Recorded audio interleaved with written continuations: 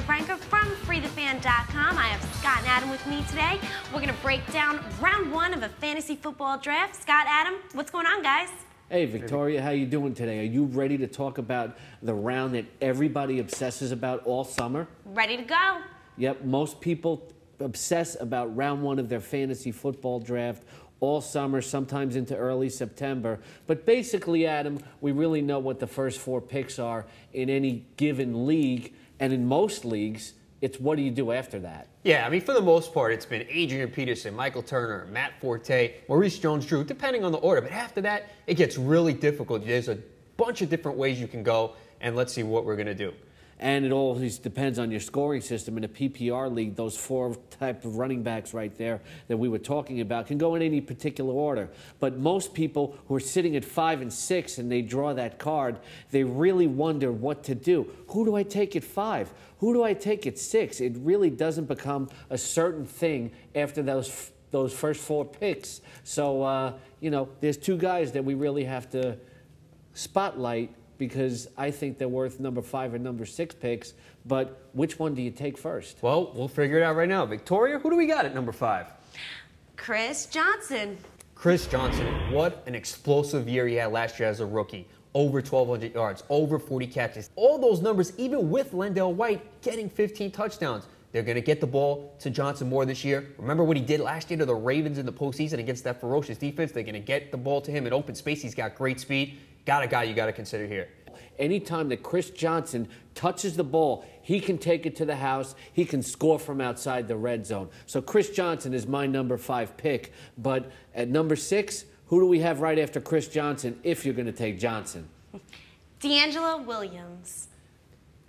D'Angelo Williams, another guy in a timeshare. But last year, the Fantasy Sports Writers Association Fantasy Football Player of the Year, and he certainly deserved it. People don't believe in him because he just did it for 1 year, but you can't ignore the numbers of the production. Absolutely. We all don't expect him to score 20 touchdowns again, but 5.5 yards per carry, a great offensive line, a team that's committed to running the ball, and even with Jonathan Stewart there, who's already been bothered by some injuries and hasn't practiced much, Williams is still going to have a big year, and a lot of people are overlooking this guy and forgetting about him. Yeah, and I've seen him drop to late in the first round and sometimes even the second round, but that's kind of rare in a lot of drafts. Then it becomes even tougher because a lot of running backs have question marks surrounding them. At number 7, your picking becomes even harder. There seems like there's even less upside on the board. So what do? Victoria, who do we got at number 7? At number 7, we have LT from the San Diego Chargers. That's LaDainian Tomlinson, one of the most controversial picks in this round. Look, if I came up on the clock, I probably wouldn't take LT. I'll let someone else go for him, but you can't argue with him going in the first round. Look at his numbers last year. Over 1,100 yards, double-digit touchdowns, over 50 catches, and that wasn't a year when he had so many injuries. The guy can still get it done, even though he's approaching 30, but it's tough to take him there. Yeah, the numbers aren't just what they used to be. Like you said, I'll probably pass on him. Let somebody else take Tomlinson in the first round. I want to go more for upside. And wouldn't you want to do that at pick number 8 as well? I mean, behind 7 at Tomlinson, whose average draft position is 6 on Mock Draft Central, and I don't agree with that. What are you thinking at number 8? Well, Victoria, who do we got at number 8? At number 8, we have Frank Gore. Frank Gore, San Francisco 49ers. There's not a lot around him offensively, but Gore has shown the inclination to be willing to take on a heavy workload in the past. He has upside. You know what he's going to do when he's in the lineup. He catches passes out of the backfield, so he's good in a points per reception league. Just make sure, because Gore has got banged up in the past, that you tie Glenn Coffey to him late in your draft as a handcuffed Adam. Yeah, plus you know that the 49ers are going to be more committed to the run now. With Mike Martz out, they're going to give the ball a lot to Gore. And it's just a question, can he stay healthy? But he definitely has the ability to get it done. But after Gore, that's when you start seeing a pick number 10. That's when you start seeing some of the wide receivers goes like 9, 10. So let's find out. Who do we got at number 9? Adam, at number 9, we have Steve Slayton. Steve Slayton is a very interesting pick to me. Now, he's got a lot of upside, but he's never proven over a full season. He's a little guy. I'm worried about his durability, and they really don't have anybody there to share the load with him. I mean, you talk about Chris Brown. He's made of the same glass that you see right behind me. They need somebody to take pressure off him. Look, the upside is there, and he's a good PPR pick, But Steve Slayton, I wouldn't take him any earlier than number 8. I think number 9 is the good spot for him. Yeah, he's very explosive. He had a tremendous year to finish the year last year. This last 7 games, the numbers were absolutely ridiculous, and that's the big thing. Can he shoulder the load? Can he duplicate what he did last year in his rookie year? Can he hold up? That's the big question mark. But now we start seeing some of the wide receivers fly off the board in standard leagues. At number 10, who do we have, Victoria? Guys, at number 10, we have Larry Fitzgerald.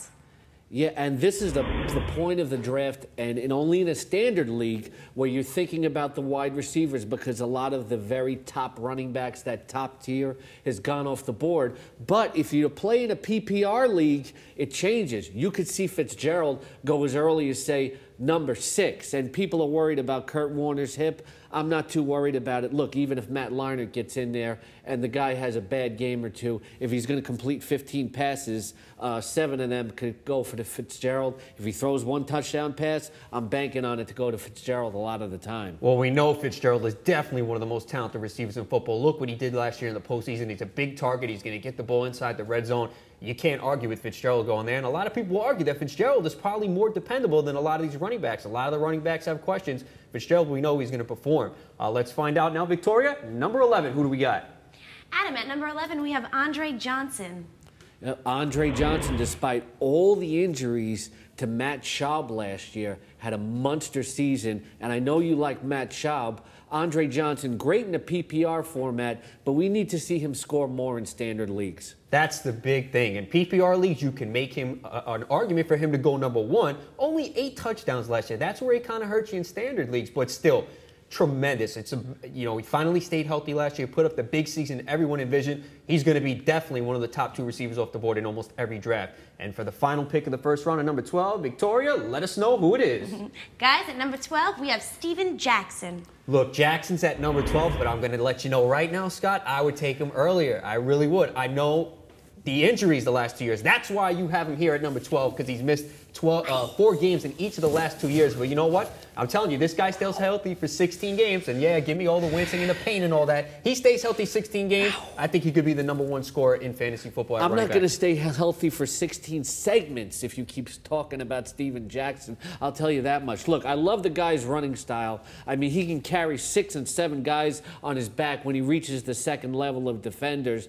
But the Rams have nothing on offense this year. Steven Jackson is going to be in the defensive crosshairs of every opponent he faces. Look at me. I'm a middle linebacker playing against the St. Louis Rams. Jackson, everybody, Jackson. So that's going to lead to more injuries. Jackson didn't have much last year going down the stretch and finished the season strong in the last 4 games. So you can say that all you want. You know he's going to get a lot of touches and they're going to pass the ball a lot to him. So you know you can't always predict injuries, but Jackson's definitely one of the controversial guys.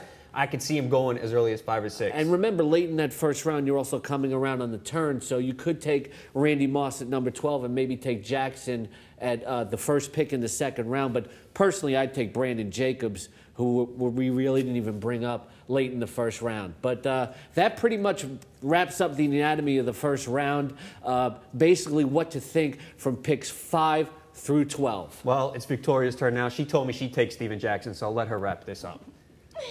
Guys, thanks for watching Round 1, the breakdown of Fantasy Football Draft. I'm Victoria Brenker from FreeTheFan.com. Thanks for tuning in to Fantasy Playbook. We'll see you again next time.